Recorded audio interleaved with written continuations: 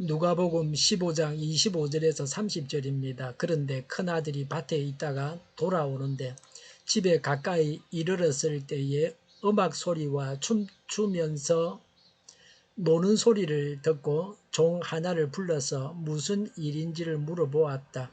종이 그에게 말하였다. 아우님이 집에 돌아왔습니다. 건강한 몸으로 돌아온 것을 반겨서 주인 어른께서 살찐 송아지를 잡으셨습니다. 큰아들은 화가 나서 집으로 들어가려고 하지 않았다. 아버지가 나와서 그를 달랬다.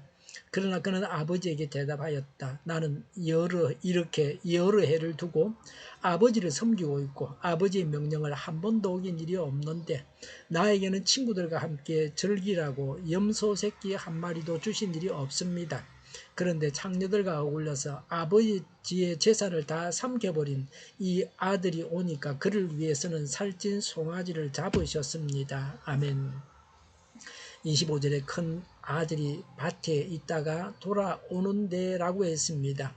큰아들은 성실하게 일하는 자였습니다. 아버지가 재산을 유지하는데 큰 아들이 기여하고 있었습니다. 25절에 집에 가까이 이르렀을 때에 음악 소리와 춤추면서 노는 소리를 듣고 라고 했습니다. 예고되지 않은 갑작스러운 잔치가 자기 집에서 열리고 있었습니다. 도대체 무슨 잔치인지를 알 수 없었습니다. 탕자가 예고 없이 왔기 때문에 그 잔치도 갑작스런 것이었습니다. 아침에 일하러 갈 때는 잔치 계획이 없었는데 그는 아버지를 이을 상속자입니다. 그런데 자기가 모르는 잔치가 자기 집에서 베풀어지고 있다는 겁니다. 26절에 종 하나를 불러서 무슨 일인지를 물어보았다. 27절에 종이 그에게 말하였다. 아우님이 집에 돌아왔습니다. 건강한 몸으로 돌아온 것을 반겨서 주인 어른께서 살찐 송아지를 잡으셨습니다. 28절에 큰아들은 화가 나서 집으로 들어가려고 하지 않았다. 아버지가 나와서 그를 달랬으나 라고 했습니다. 큰아들은 아버지의 사랑의 마음을 이해할 수 없었습니다. 화가 나서 집에 들어갈 수도 없었습니다. 큰아들이 화가 난 이유를 말합니다. 왜 집에 들어가려고 하지 않는지를 말합니다. 29절에 그는 아버지에게 대답하였다. 나는 이렇게 여러 해를 두고 아버지를 섬기고 있고 아버지의 명령을 한 번도 어긴 일이 없는데 나에게는 친구들과 함께 즐기라고 염소 새끼 한 마리도 주신 일이 없습니다. 라고 했습니다. 큰아들은 여러 해 동안 아버지를 잘 섬겼습니다. 아버지의 명령을 한 번도 어긴 일이 없었습니다. 재산을 미리 갈라서 달라고 하지도 않았습니다. 모범적인 아들이었습니다. 속을 썩이지 않았습니다. 그런데 아버지는 그 착한 아들을 위해서는 염소 새끼 한 마리도 잡아준 적이 없습니다. 시시한 잔치도 한번 베풀어 주지 않았습니다. 30절에 그런데 창녀들과 어울려서 아버지의 재산을 다 삼켜버린 이 아들이 오니까 그를 위해서는 살찐 송아지를 잡으셨습니다. 라고 했습니다. 탕자에 대해서는 큰 아들에게 한 것과는 완전히 대조적입니다. 콩쥐 팥쥐 이야기 같습니다. 탕자는 아버지의 재산을 창녀들과 어울리면서 다 탕진했습니다. 이런 개망난이가 돌아오니까 살찐 송아지를 잡았습니다. 큰아들을 위해서는 염소 새끼 한 마리도 잡지 않았다고 했습니다. 송아지는 염소보다 비싼 것입니다.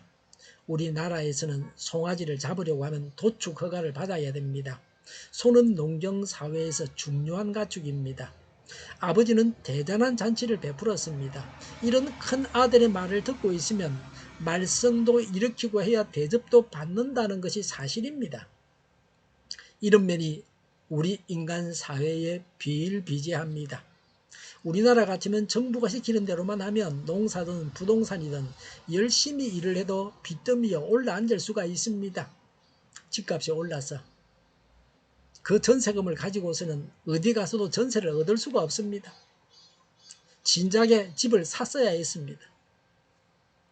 지도력에 있는 지도자는 따르는 자들을 바른 길로 인도하고 그 길로 착실하게 따라가는 자들이 잘 살게 해줘야 합니다. 큰아들에게는 무엇이 문제입니까? 큰아들은 재물을 탕진한 것을 지적했습니다. 그러나 자기 동생이 건강하게 돌아온 것에 대해서는 무관심했습니다. 동생이 돌아오므로 아버지의 것이 다 자기 것인데 자기 재물에 축이 난다고 생각해서 화를 냈다고 볼 수도 있습니다. 재물보다 건강이 더 중요합니다. 재물보다 사람이 더 중요합니다.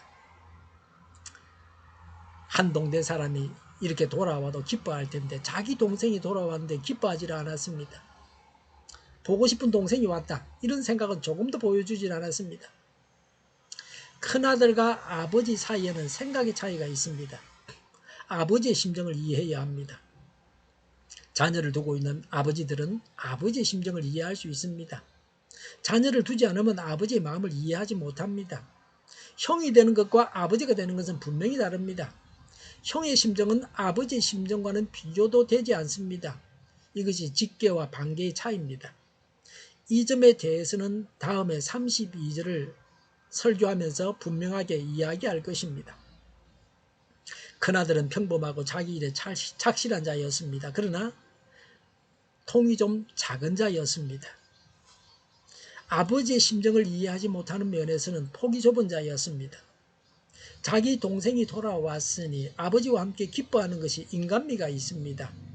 이런 인간미가 그 형에게는 없었습니다. 너무 계산적이고 하나만 알고 둘을 알지 못하는 자였습니다. 우리가 일한 때도 허다했습니다.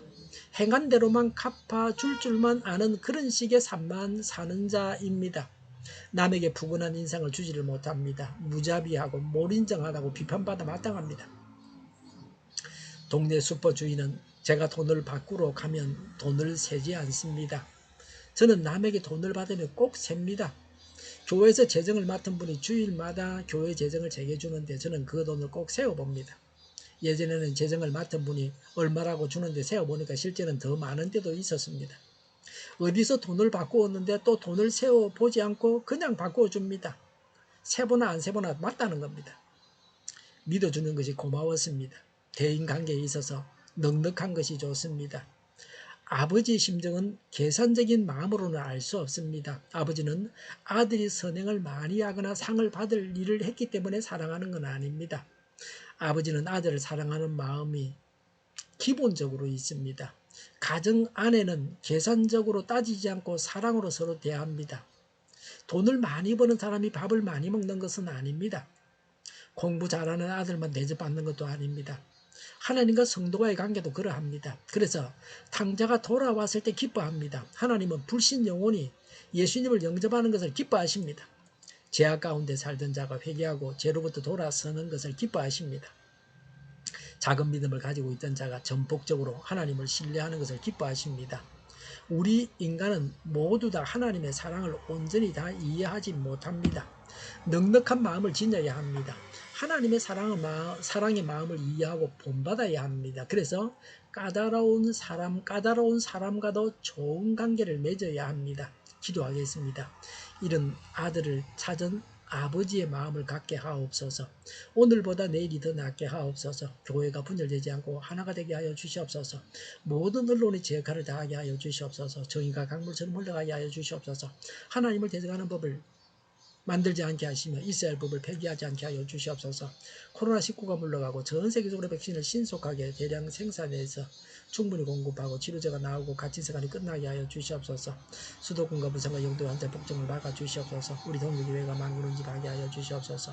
예수 이름으로 명하노니 모든 병만은 물러가고 몸의 모든 부분들은 온전하게 될지어다. 신유의 기적을 베푸셔서 지금도 저희의 질병을 고쳐 주시옵소서.